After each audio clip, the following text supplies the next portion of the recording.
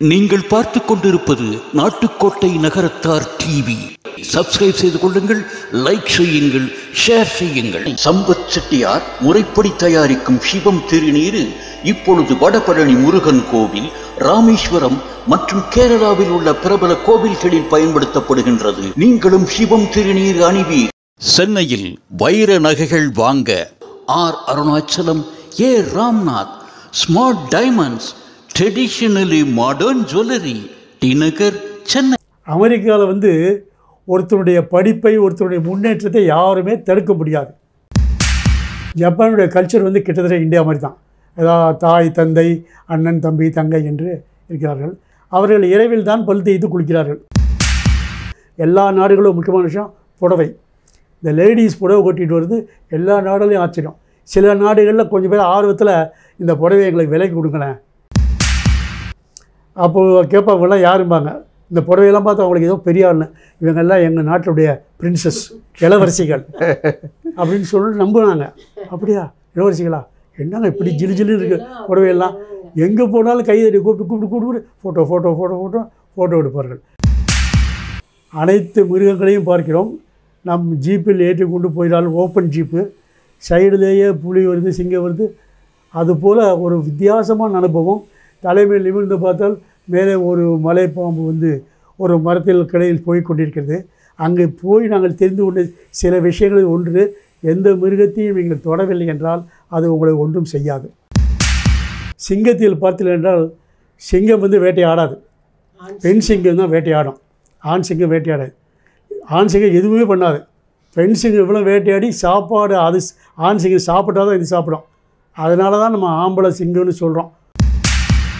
நாங்கள் தங்கிற லாட்ஜில் சொன்னாங்க, கதவை டக்குன்னு திறக்கக்கூடாதுன்னு சொல்லியிருந்தாங்க. அங்கே கவனம் இல்லாமல் கதவுக்கிட்ட ஏதோ ஒரு சத்தம் கேட்டோன்னே திறந்துட்டா காண்டாமிருகம் நின்றுது.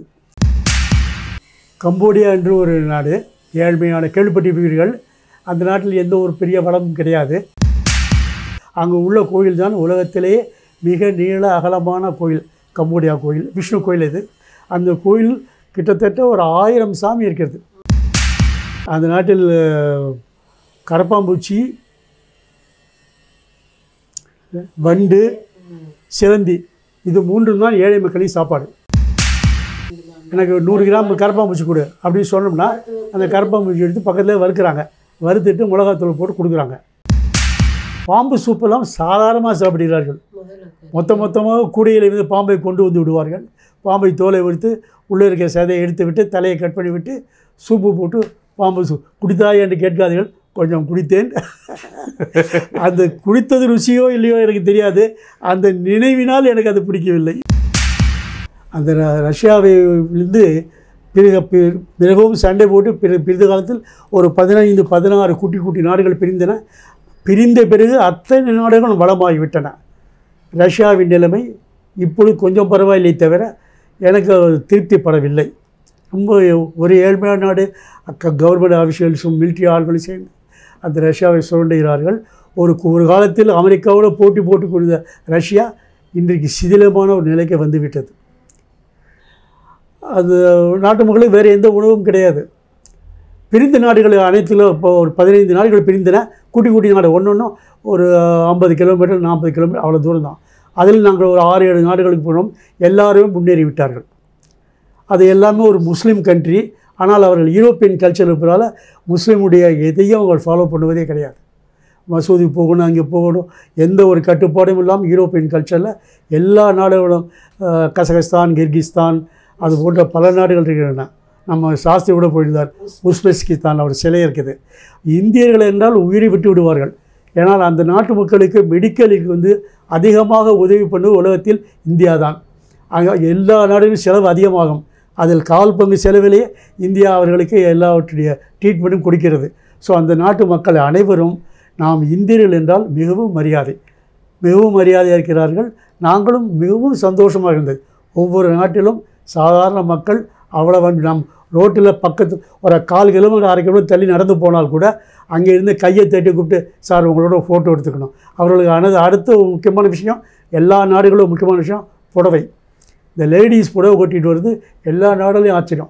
சில நாடுகளில் கொஞ்சம் பேர் ஆர்வத்தில் இந்த புடவை எங்களுக்கு விலைக்கு கொடுங்களேன். என்று கூட கேட்டார்கள். அந்த அளவுக்கு புடவையின் மகத்துவம் அங்கே அதிகம் உள்ளது. சைனாவிலலாம் நம்ம புடவையை பார்த்து அப்படியே அசந்து போவாங்க. அப்போது கேட்பாங்கலாம் யாரும்பாங்க, இந்த புடவையெல்லாம் பார்த்து அவங்களுக்கு ஏதோ பெரிய ஆளுன்னு, இவங்கெல்லாம் எங்கள் நாட்டுடைய பிரின்சஸ் இளவரசிகள் அப்படின்னு சொல்லி நம்புனாங்க. அப்படியா இளவரசிகளா, என்னங்க இப்படி ஜிலு ஜிலுன்னு இருக்குது புடவையெல்லாம், எங்கே போனாலும் கைதறி கூப்பிட்டு ஃபோட்டோ எடுப்பார்கள். புடவைக்கு ஒரு பெரிய மகத்துவம் வெளிநாடுகள் மேலை நாடுகள் நாங்கள் பார்த்தோம். பிரிதொரு முறை நாங்கள் சென்ற நாடு கனடா. நான் ஏற்கனவே சொல்லியிருக்கிறேன், உலகத்தில் எனக்கு மிகவும் பிடித்த நாடுகளில் இரண்டாவதாக கனடா நினைக்கிறேன். மிகப்பெரிய நாடு. மேற்கு பக்கமும் கிழக்கு பக்கமும் தான் ஊர்கள் நிறைய இருக்கின்றது. நடுப்பகுதி ஃபுல்லும் அனைத்தும் வளமான விவசாயம்தான். அந்த கனடா நாட்டில் வந்து மிக குறைந்த பாப்புலேஷன். இந்தியர்களும் இல்லை என்றால் கனடாவெல்லாம் ஒன்றுமே முன்னேற சான்ஸே இல்லை. எங்கே போனாலும் கனடாவில் வந்து கார் டிரைவர் எல்லாமே சர்தார்ஜிஸ் இந்தியன்ஸ் அப்படி தான் இருப்பாங்க.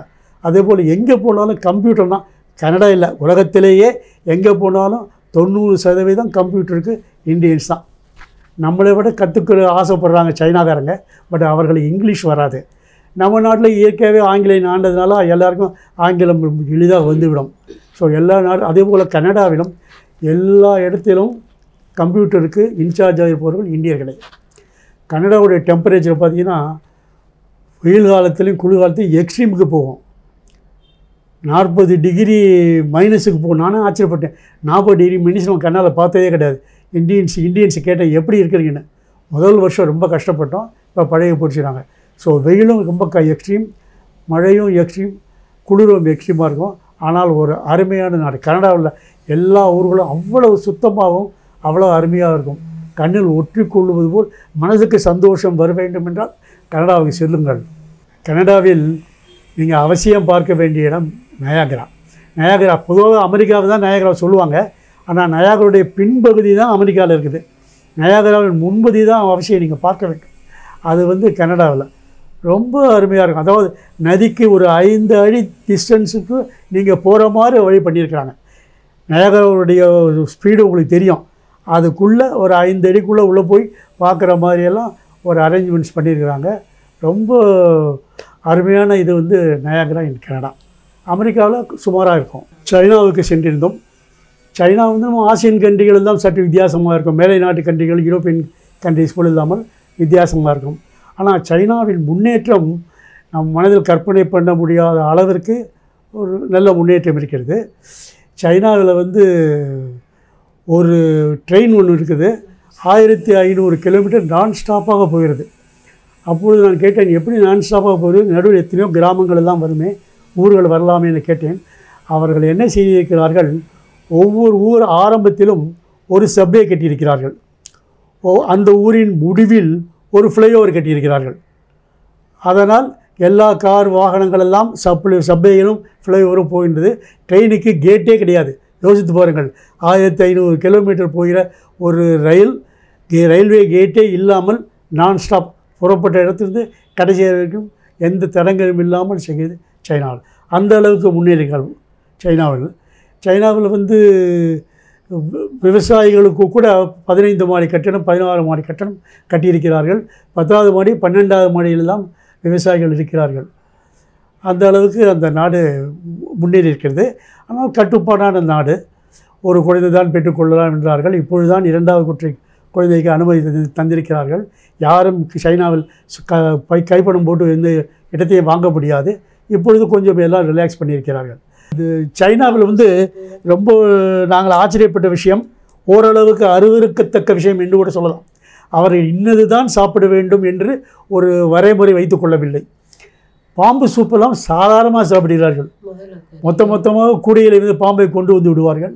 பாம்பை தோலை எடுத்து உள்ளே இருக்க சதையை எடுத்து விட்டு தலையை கட் பண்ணி விட்டு சூப்பு போட்டு பாம்பு குடித்தாய் என்று கேட்காதீர்கள். கொஞ்சம் குடித்தேன். அந்த குடித்தது ருசியோ இல்லையோ எனக்கு தெரியாது. அந்த நினைவினால் எனக்கு அது பிடிக்கவில்லை.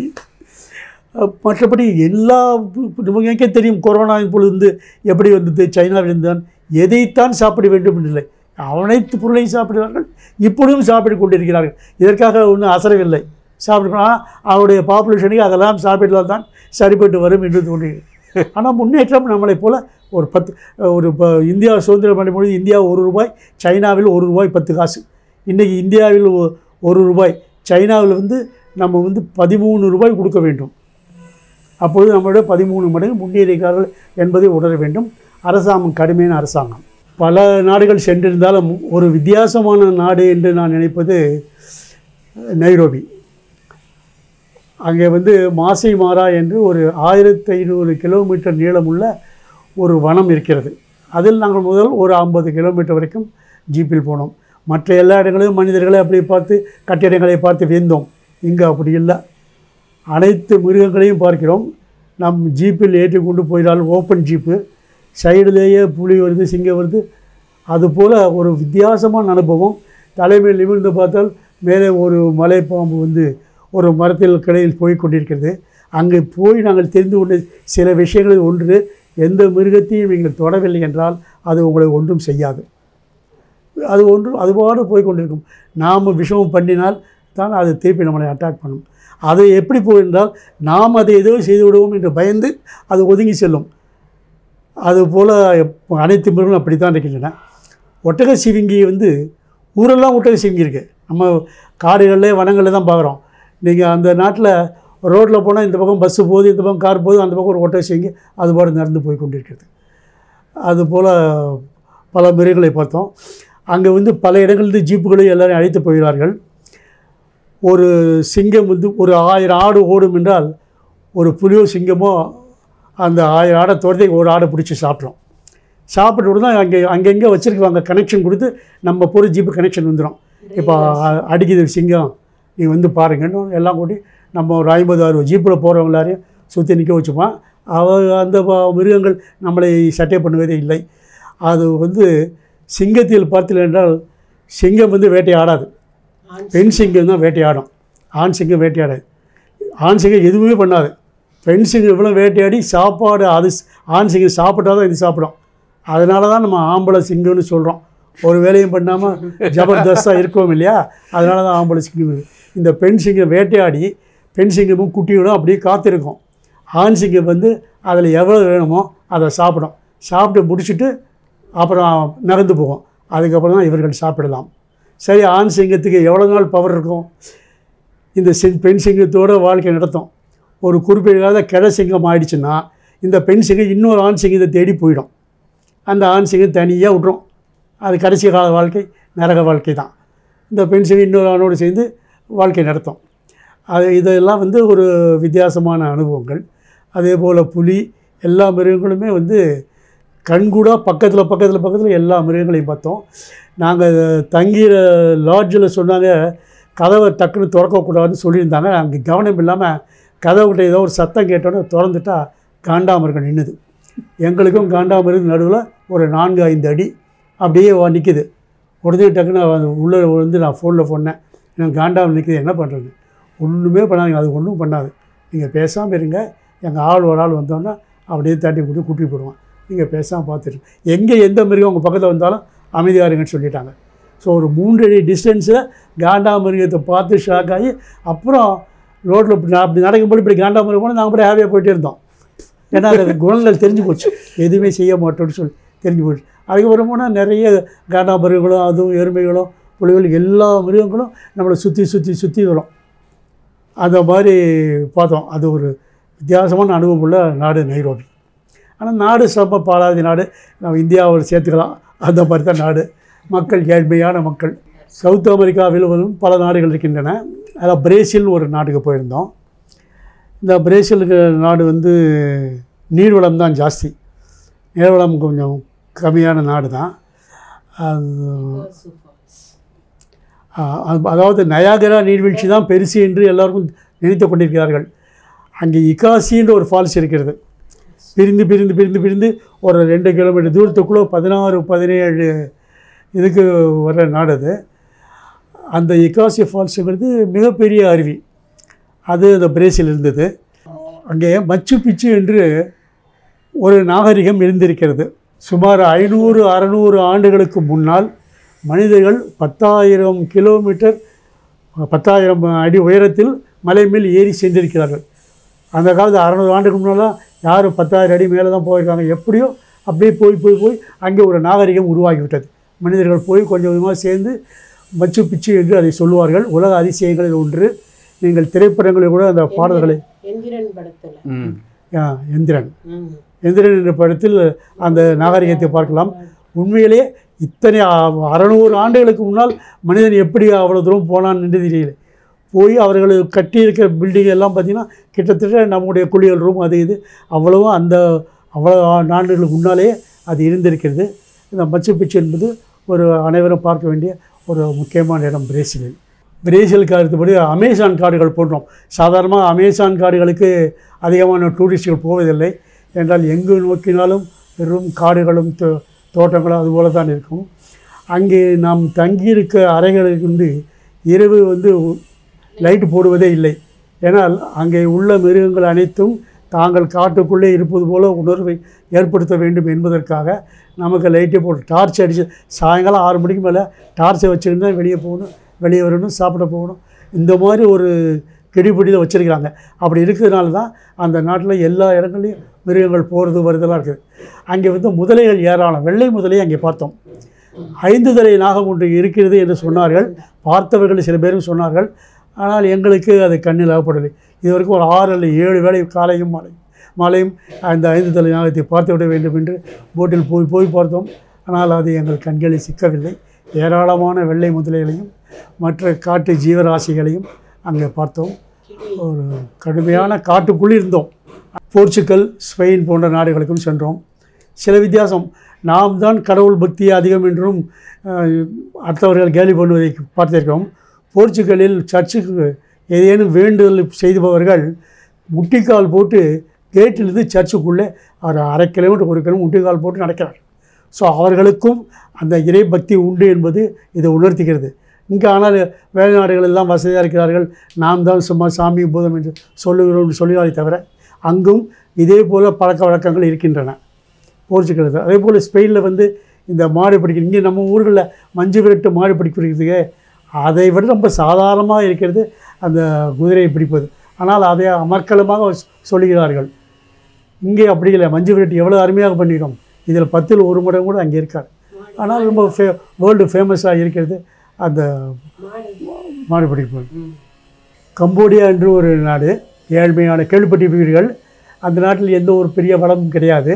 ஆனால் அந்த நாட்டில் நம்முடைய ஒரிசாவிலிருந்து ஆண்ட ராஜவர்மன் என்ற ஒரு அரசர் 600 ஆண்டுகள் அங்கு சென்று ஆட்சி புரிந்திருக்கிறார்கள். அங்கு உள்ள கோயில் தான் உலகத்திலேயே மிக நீள அகலமான கோயில். கம்போடியா கோயில், விஷ்ணு கோயில் இது. அந்த கோயில் கிட்டத்தட்ட ஒரு 1000 சாமி இருக்கிறது. எல்லாம் அந்த லட்சுமி இந்த லட்சுமி நமக்கு என்னென்ன உங்களுக்கு சாமி பேர் தெரியுமோ அதை சொன்னீங்கன்னா அந்த நாட்டில் இருக்குது. அவ்வளவு ஒரு நம்ம அரசர்கள் போய் அங்கே ஆண்டிருக்கார்கள். இப்போ அந்த மக்கள் அதை வைத்து வியாபாரம் செய்கிறார்கள். வேறு அந்த நாட்டை எதுவும் இல்லை. வரும்படியே டூரிஸ்ட்டை வச்சு தான் அவங்க டூரிஸ்ட்டை சொல்லும்பொழுது இது எங்கள் முன்னோர் கட்டினாங்கன்னு அவங்க பாரு கதை சொல்லிகிட்டு இருக்காங்க. என்னை பார்த்தோன்னு சிரிச்சுக்கிட்டு, இல்லை நீங்கள் இந்தியாக்காரன் கட்டினது தான், நாங்கள் ஏதாவது சொல்லணும் இல்லையா, நீங்கள் கோச்சுக்காக நீங்கள் வந்து தள்ளி போங்க, நாங்கள் அப்படி சொல்லிக்கிறோன்னு எங்களை தயவாக கேட்டுக்கொண்டார்கள். அதுபோல் சொன்னோம். அந்த நாட்டின் ஏழ்மை எப்படி இருக்குன்னு சொல்லிடுறேன்னு பாருங்கள். அந்த நாட்டில் கரப்பாம்பூச்சி,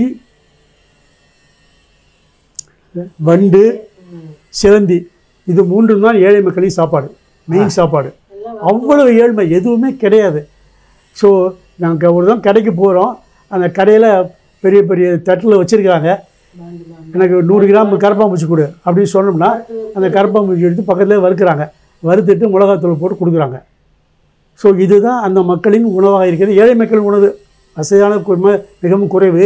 ஆனால் இப்படி ஒரு அவலமான சாப்பாடை சாப்பிட்டு கொண்டு மக்கள் இருக்கிறார்கள்.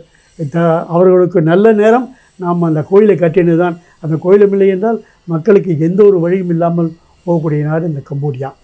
மொரீஷியஸ் என்று ஒரு தீவு. இந்த நாடு என்ன சொல்கிறாங்க, மிக குறைவான தீவு.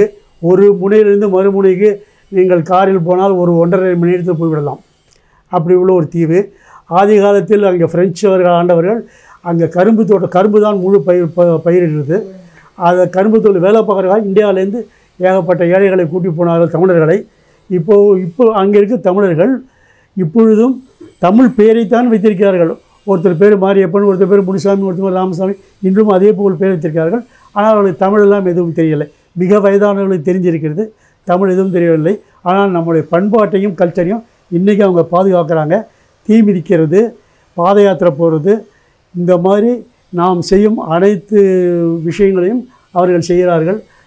பாத யாத்திரைகளும் நம்மளை அழைத்தார்கள், தீ மிதிக்கிறது எல்லாம் செய்கிறார்கள். எல்லாம் நாராயணன், கோவிந்தன், சுப்பிரமணியன் தான் பேர். ஆனால் யாருக்கும் தமிழ் தெரியாது. அவர்களெல்லாம் இன்னும் அங்கே கரும்புத்தூரத்தில் வேலையை பார்த்து அந்த ஊர் மக்களாகவே மாறிவிட்டார்கள். ஒரு நல்ல தீவது துருக்கி என்ற நாடு. இது ஒரு பழமையும் புதுமையும் கலந்த நாடு. புதுமைகள் பல இடங்களில் பார்த்திருக்கிறோம். நாம் இங்கே 7 மாடி உயரமாக கட்டுவது போல் துருக்கியில் ஆதி காலத்தில் மக்கள் எப்படி வாழ்ந்தார்கள் என்றால், பூமிக்கு கீழே 7 மாடி, மாடின்னு சொல்லக்கூடாது, ஒன்று பூமிக்குள்ளே இறக்கி கூட்டு போகிறாங்க. அங்கே ஒரு வீடு இருக்குது, அந்த வீடுக்கு சைடில் ஒரு வராண்டா இருக்குது, அங்கேருந்து கீழே இறக்கி கூட்டிகிட்டு போகிறாங்க. அங்கே ஒரு வீடு இருக்குது, திருப்பி வராண்டா அப்படி கொடுப்பான். கீழே வந்து ஒரு 7 வீடுகள் இருக்குது, ஒன்று கீழ் கூட்டுறான். இப்போ நம்ம 7 மாடி கட்டுறோம், அங்கே 7 வீடுகள் ஒன்று கூட்டால் அந்த காலத்தில் இருக்கிறது. இப்பொழுதும் அதெல்லாம் பாதுகாத்து வருகிறார்கள். அது ஒரு வித்தியாசமான, வேறு எங்கேயும் காண முடியாத ஒரு பகுதி அது. எகிப்து நாடு. எகிப்து நாடு என்றாலும் உங்களுக்கு தெரிந்திருக்கும், மம்மி. நமக்கு இரவுக்கு பிறகு வாழ்க்கை இல்லை, இறந்ததுக்கு பிறகு. ஆனால் அங்கே இறப்பதற்கு பின்னும் வாழ்க்கை இருக்கிறது நம்புகிறார்கள். எல்லா உடலையும் பாதுகாத்து வருகிறார்கள். அரச உடலை சௌகரியமாகவும் மற்றபடி சாதாரணமாகவும் பாதுகாத்து வருகிறார்கள். அதுக்கு மம்மி என்று சொல்வார்கள். ஈஜிப்டில் நடைமுறை கிட்டத்தட்ட நம்ம நாடு போல் எல்லா வேலையும் இருக்குது. ஒரு வாட்டர் பாட்டில் 20 ரூபா என்று சொன்னான். நாங்கள் பஸ்ஸில் ஏறினோம். பஸ்ஸில் ஏறி பஸ்ஸு புறப்படுறோன்னு, சரி சார் 15 பாட்டில் 15 ரூபா வாங்கினான். நாங்கள் பேசாமல் இருந்தோம். சில பேர் வாங்கினாங்க. அப்புறம் 10 ரூபா 8 ரூபா. கடைசியில் வண்டி கிளப்பிட்டோம். வண்டி நகர ஆரம்பித்தோன்னே ஒரு பாட்டில் 2 ரூபா அப்படின்ட்டு பாட்டில் கொடுத்தாங்க. எனக்கு ஆச்சரியம். 2 ரூபா கொடுத்து வாங்கினேன். 20 ரூபா கொடுத்து ஒருத்தர் வாங்கினார், 2 ரூபா கொடுத்து நான் வாங்கினேன். அப்போது டிரைவர் சொல்கிறாரு, அதில் இருக்க வாட்டர் எந்த ஒரு வாட்டர்னு தெரியாதுங்க, கீழே கொட்டிடுங்க. 1 ரூபாய்க்கு வாட்டர் பாட்டில் தரான்னா என்ன அர்த்தம்? ஏமாந்து வாங்குறோம், குடிச்சிட்டு போகிறாங்க. நீங்கள் 1 ரூபா கொடுத்து வாங்கினீங்க, சரி நீங்கள் ஏமாறக்கூடாது, கீழே கொட்டிட்டு வாங்க அப்படின்னு டிரைவர் சொன்னார். ஸோ எல்லா நாடுகளும் இந்த மாதிரி விஷயங்களும் நடக்கின்றன. ஜப்பானுடைய கல்ச்சர் வந்து கிட்டத்தட்ட இந்தியா மாதிரி தான். அதாவது தாய், தந்தை, அண்ணன், தம்பி, தங்கை என்று இருக்கிறார்கள். சில வித்தியாசமான அனுபவங்கள் என்றால், அவர்கள் இரவில் தான் பல் தேய்த்து குளிக்கிறார்கள். காலையில் எழுந்தவுடன் முகத்தை கழுவிட்டு வேலைக்கு போய்விடுகிறார்கள். நமக்கும் இருக்கும் அது ஒரு பெரிய வித்தியாசம். பெரும்பாலானவர்கள் இரவில் தான் குளிக்கிறார்கள், இரவில் தான் பல் துலக்கிறார்கள், உடம்பை சுத்தமாக பேணுகிறார்கள், நாட்டையும் சுத்தமாக பேணுகிறார்கள். ஜப்பானி மக்களுடைய அறிவும், பெரிய டிவி அங்கே தான் பார்க்கலாம், குட்டி டிவி அங்கே தான் பார்க்கலாம். அமெரிக்கா ஒரு மிகப்பெரிய நாடு. நாங்கள் ஒரு 21 நாள் அமெரிக்காவில் வந்து அமெரிக்கர்களே ஆச்சரியப்படும்படி, இந்த ஊரெலாம் நானே போனதில்லை என்ற பல பேர் சொல்ல கேள்விப்பட்டு, நாங்கள் அத்தனை ஊர்கள் ஒரு 21 ஃப்ளைட், இன்டர்னல் ஃப்ளைட் ஏறி அவ்வளோ இடங்களையும் பார்த்துட்டு வந்தோம். ஆனால் எல்லா ஊர்களும் அமெரிக்காவில் ஒரே மாதிரி தான் இருக்கும். ரொம்ப ஒரு வீடுகள்லேயோ ஊர் அமைப்புகள்லையோ ரொம்ப ஒரு வித்தியாசம் பார்க்க முடியாது. அதே போல் நீர்வீழ்ச்சியும், நயகரா நீர்வீழ்ச்சியும் நன்றாக இருக்கும். அதை எவ்வளோ முடியுமோ அந்த அளவுக்கு அதை பண்ணினார்கள். ஒரு பெரிய உலகத்திலேயே மிகப்பெரிய கப்பல் 2மே அமெரிக்காவில் தான் இருக்கிறது.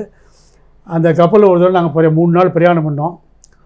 சாப்பிட்ற ஐட்டம் 350 ஐட்டம் வச்சாங்க.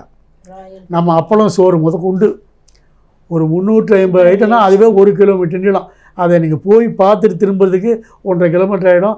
அதிலே உங்களுக்கு பாதி பசி போயிடும். அந்த அளவுக்கு அவ்வளவு ஐட்டங்களும் வைத்திருக்கார்கள். அது இவ்வளோ ஐட்டங்கள் நம்ம எங்கேயுமே பார்த்ததில்லை. ஏரோப்ளைனில் போகிறோம் இல்லையா, அதாவது அவங்க வந்து செக்யூரிட்டிக்கு ரொம்ப முக்கியத்துவம் கொடுக்குறாங்க. ஒரு முறை ஒரு 5000 பேர் இறந்து போனார்கள் இல்லையா, ஒரு 20 ஆண்டுகளுக்கு முன்னால். அதுக்கப்புறம் செக்யூரிட்டிக்கு ரொம்ப பண்ணுறதால செலவு ஃபுல்லாக பண்ணுறாங்க. ஃப்ளைட்டில் 5 மணி நேரம் போனோம். ஒரு ஜூஸ், ஒரு பாக்கெட்டு வேர்க்கடலை தான் கொடுத்தாங்க. ஏங்க இது நல்லா, இந்தியாவில் 1 மணி நேரம் இங்கேயும் டெல்லி போனால் கூட உடனே நல்லா சாப்பாடு கொடுக்குறான், நீங்கள் இப்படி கொடுக்கலையே என்றால், இந்தியாவில் செக்யூரிட்டி தான் சுமார். நாங்கள் செக்யூரிட்டிக்கு எங்கள் பணத்தில் வரும்படியில் பாதி பணத்தை செக்யூரிட்டி தான் செலவு பண்ணுறோம். அதனால் இந்த விஷயங்களை எங்களால் பார்க்க முடியலை. அப்படி எனக்கு ரொம்ப ஆச்சரியமாக 5 மணி நேரம் நம்ம எப்படி பட்டினியாக இருக்கிறது. ஆனால் இருந்தோம், வேறு வழி இல்லை. அது எனக்கு அமெரிக்காவில் வந்து ரொம்ப ஒரு ஆச்சரியமான விஷயமாக தான் எனக்கு அது தோணுது.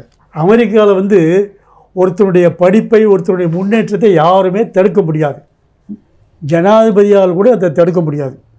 அந்த அளவுக்கு ஒரு, நீங்கள் உங்கள் மகன் கெட்டிக்காரன் என்றால் அவன் ஜனாதிபதி கூட அந்த அவனுடைய ப்ரமோஷனையோ படிப்பையோ முன்னேற்றத்தையோ தடுக்க முடியாது என்பது ஒரு ஒரு அருமையான விஷயம் அமெரிக்காவில் ஒரு சமயத்தில் பிரசிடண்ட்டை எதிர்த்து ஒரு கணவன் மனைவி வந்து ஒரு போராட்டம் பண்ணாங்க. அவருடைய வீட்டுக்கு எதிராக ரோட்டில் மெயின் ரோட்டில் சுமார் 6 கிலோமீட்டருக்குள்ள 2 டென்ட் போட்டு உட்காந்துட்டு அவர்கள் கோஷம் போடவில்லை, கையில் ஒரு அட்டையை பிடிச்சிக்கிட்டு அமெரிக்கா வந்து தன் நிலைமையை பார்க்கும்போது வெளிநாட்டிலே தலையிட்டு அமெரிக்கா முன்னேறாமல் போய்விடும் அப்படின்னு சொல்லி போர்டை காமிச்சாங்க. இதை கொஞ்ச நாள் பிரசிடண்ட் இதில் சீரியஸாக எடுத்துக்கும் பொழுது கவர்மெண்ட் ஆர்டர், அவங்க ஒரு ட்ரபிளும் பண்ணலை, அவங்கள நீங்கள் கிளப்பக்கூடாதுன்னு கவர்மெண்ட் ஆர்டர் போட்டாங்க. 20 ஆண்டுகள் அவர்கள் அமெரிக்கன் ஜனாதிபதி மாளிகைக்கு எதிரே 2 பேரும் கொடியை பிடித்துக்கிட்டார்கள். இங்கே அதெல்லாம் முடியவே முடியாது, தூக்கிட்டுருவாங்க சொல்லிட்டாங்க. கவர்மெண்ட்டில் ஒன்றுமே அவங்களுக்கு செய்ய முடியாது, அராஜகம் பண்ணால் தான் எதுவும் ஆக்ஷன் எடுக்கலாம். அப்படியே பிரசிடண்ட் வெளியே வருவார், அந்த போர்டை பார்ப்பார், அமெரிக்காவே வெளியேறு, எல்லா நாட்டிலும் இருந்து பார்த்துக்கிட்டே போவார். இதுபோல் 20 ஆண்டு இருந்து இயற்கையாக மரணித்தார்கள். அந்த அளவுக்கு தனி மனிதனுக்கு ஒரு மரியாதை உள்ள நாடு அமெரிக்கா. எத்தனையோ நாடுகள் போனாலும் நமக்கு பக்கத்தில் உள்ள ஒரு குட்டி தீவு மாலத்தீவு என்று, அதை சுற்றி நிறைய தீவுகள் இருக்கின்றன. மறக்கவே மாட்டீர்கள், ஒரு 2 நாள் இருந்தால் சொர்க்க பூமி என்றால் மாலத்தீவு தான். அவ்வளோ ஒரு அருமையான தீவு, அருமையான கடற்கரை. அந்த அரசாங்கம் அப்படி பேணுகிறது. அதை வைத்து தான் அதுக்கு வரும்படி என்று தெரியும். இப்போ செலவு கிடையாது, யாரும் குறைவான செலவில் போக வேண்டால் மறவாமல் 3 நாளைக்கு மாலத்தீவில் சென்றுவார்கள். வாழ்க்கையில் மறக்கவே மாட்டீர்கள். ஆனால் இப்போ நீங்கள் வந்து 94 நாடுகள் சுற்றி வந்தாச்சு, இன்னும் ஒரு 6 நாடுகளுக்கு போனால் இதில் நீங்கள் செஞ்சுரி அடிச்சிடலாம். உங்களுடைய அடுத்த திட்டம் என்ன? அதாவது இந்த 6 நாட்டுக்கு நாங்கள் 6 நாடும் பிளான் பண்ணி வச்சுருந்தோம். 100 நாடுகள் நாங்கள் பிளான் பண்ணோம். இப்படி வரிசையாக வந்துருக்கும் பொழுது ஒரு 93. இப்போ இந்த 60 வயசில் ஆரம்பிச்சிங்க, இந்த 94 நாடு சுற்றி முடிக்கிறதுக்கு எத்தனை வயசாச்சு உங்களுக்கு? 75 வயசாச்சு. 15 வருஷத்தில் 94 நாடு. ரொம்ப பிளான் பண்ணோம். இப்போ வந்து நீங்கள் 2 பேர் மட்டும் போவீங்க? ஆமாம், 2 பேர் மட்டும் போகிறது. எப்பொழுதுமே ஒரு குரூப். இல்லை, அது குரூப் ஓகே. உங்கள் குடும்பத்தில் நாங்கள் 2 பேர் தான். நீங்கள் தனிப்பட்ட முறையில் போக மாட்டேன். நீங்கள் தனிப்பட்ட போகிற காலம் நிறைய நாடுகளில் ஆங்கிலம் தெரியாது, நம்ம சொல்கிறத அவன் புரிஞ்சுக்குப்பானான்னு இல்லை. நான் என்ன கேட்குறேன், நீங்கள் 2 பேரும் இணைந்து தான் போவீங்க, ஆட்சியை விட்டு தனியாக நீங்கள் போகிறது? ஒரே ஒரு பர்மா இப்போ சொல்லுது, நான் பர்மா பற்றி அப்புறம் சொல்லணும். சரி, பர்மாவுக்கு மட்டும் நான் அதில் வந்து செக்ரட்டரி, சரி, சொத்துக்களை மீட்கிறதுக்காக. அப்போ இவ்வளோ கூட்டிகிட்டு போய் ரூமில் விட்டுட்டு நானாக சுற்றிட்டு இருக்க முடியாது. பர்மா நாட்டுக்கு வந்து நாம் ஆதி காலத்தில் சொத்துக்களை தான் விட்டு வந்துவிட்டோம், கையில் டாக்குமெண்ட்ஸ்லாம் வச்சுருக்கிறோம். நடுவில் 20-30 ஆண்டுகள் வந்து கவனிக்காமல் நம்ம நகரத்தால் விட்டுட்டாங்க. ஸோ அதுக்கப்புறம் வந்து ஆரம்பிக்கலாம் என்று ஒரு குழு ஆரம்பித்தோம். அதில் நான் வந்து செயலாளராக இருந்தேன். நிறைய கேப் விட்டதுனால மறுபடியும் ரீடச் பண்ணி போகிறதுக்கு ரொம்ப கஷ்டமாக இருந்தது.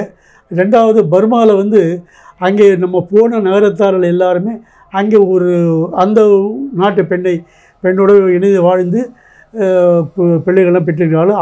அதில் ஒரு பையனுக்கு 50 வயது கூட ஆகிறது. ஸோ அவர்களெல்லாம் இப்பொழுது நாம் பர்மாவுக்கு வருவதை விரும்புவதில்லை. நகரத்தார்கள் நான் போகும்போது ஒரு 6-7 பேர் இந்த அனைவரும் இறந்து விட்டார்கள். அந்த நாட்டு அரசாங்கம் எனக்கு ஒரு எதிரியான நிலைமையில் இருப்பதால் நகரத்தார்களை அவன் உள்ளே சேர்க்க விருப்பப்படவில்லை.